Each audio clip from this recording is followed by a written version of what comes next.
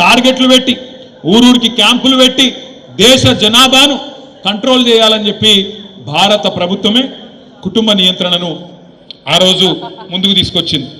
మరి కుటుంబ నియంత్రణ బాగా పాటించిన రాష్ట్రాలు మన ఉమ్మడి ఆంధ్రప్రదేశ్, ఇప్పుడున్న తెలంగాణ, ఇప్పుడున్న ఆంధ్రప్రదేశ్, తమిళనాడు, కేరళ, కర్ణాటక ఈ రాష్ట్రాలేమో పాటించినాయి. భారత ప్రభుత్వం చెప్పింది కదా, మంచి పనే కదా, దేశం జనాభా తగ్గితే దేశం ముంగట పడుతుందట, ముందుకు పోతుందట, అభివృద్ధి జరుగుతుందట, మనకిద్దరు పిల్లలే ఉంటే దేశానికి మంచిదట అని చెప్పి దేశభక్తులుగా భారత ప్రభుత్వం చెప్పిన మాటను పాటించింది దక్షిణ భారతదేశంలోని రాష్ట్రాలు. కేవలం దక్షిణ రాష్ట్రాలే కాకుండా ఇంకా కొన్ని ప్రగతిశీల రాష్ట్రాలు కూడా, ఒరిస్సా కావచ్చు, పంజాబ్ కావచ్చు, ఇంకా కొన్ని రాష్ట్రాలు కూడా, పశ్చిమ బెంగాల్ కావచ్చు, పాటించినాయి.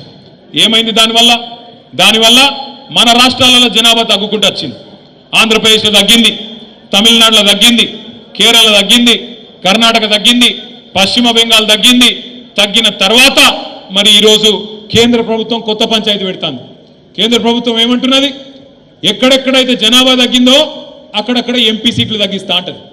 ఎక్కడెక్కడైతే ఎవడైతే నీ మాట వినకుండా పిల్లలు కనుకుండా వేయండో, ఎక్కడెక్కడైతే జనాభా పెరిగిందో, ఉత్తరప్రదేశ్లో, బీహార్లో, మధ్యప్రదేశ్లో, రాజస్థాన్లో వాళ్ళు జనం ఎక్కున్నారు కాబట్టి ఎంపీ సీట్లు ఎక్కువ చేస్తా, మీరు తగ్గినరు కాబట్టి మీకు తక్కువ చేస్తా అని చెప్పి మోడీ గారు ఇలా మన మెడ మీద డీలిమిటేషన్ అనే కత్తి పెట్టబోతా ఉన్నాడు. అందుకే సమిష్టిగా కొట్లాడాలి.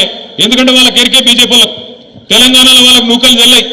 ఏదో ఒక ఎలక్షన్ గెలిచిర్రు మొన్న, అడిమారి గుడి దెబ్బల ఊరూరికి రేషన్ బియ్యం పంచి తలంబ్రాలని దానికి ఒక కథ పెట్టి, నేను చెప్పేది కరెక్టా కదా?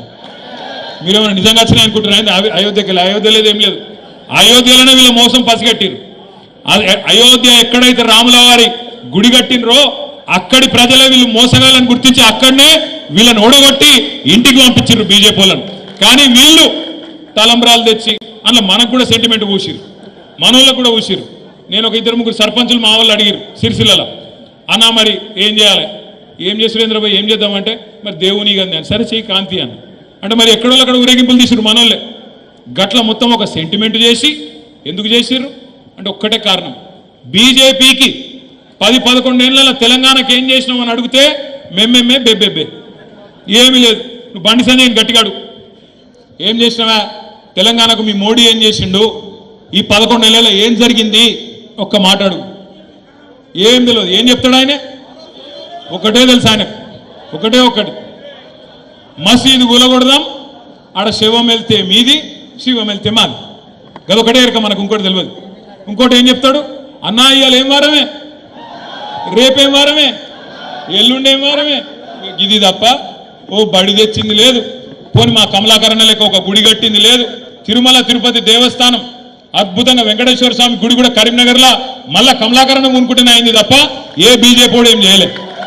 గుడి కట్టినా, బడి కట్టినా, కరీంనగర్కు మెడికల్ కాలేజీ తెచ్చినా, కరీంనగర్ను స్మార్ట్ సిటీగా అద్భుతంగా అభివృద్ధి చేసినా, ఉమ్మడి కరీంనగర్ జిల్లాకు కాళేశ్వరం నీళ్లు తీసుకొచ్చి టైలెండ్ గ్రామాలు హుజురాబాద్ కావచ్చు, హుస్నాబాద్లో కావచ్చు, పెద్దపల్లిలో కావచ్చు, చొప్పదండిలో కావచ్చు, చివరి గ్రామాలకు నీళ్లు ఇచ్చినా, మరి అటు అప్పర్ మానేరు నుంచి కింద గోదావరి దాకా మంత్రి నియోజకవర్గంలో మానేరు నదిని ఒక సజీవ జలదృశ్యంగా మార్చినా, అదేవిధంగా రివర్స్ పంపింగ్ ద్వారా కోరుట్ల, జగిత్యాల నియోజకవర్గాలకు కూడా, చొప్పదండి నియోజకవర్గానికి కూడా ఆ ఎస్ఆర్ఎస్పి వరద కాలువను కూడా పూర్తి స్థాయిలో ఒక రిజర్వాయర్ గా మార్చినా ఆ ఘనత ఎవలది?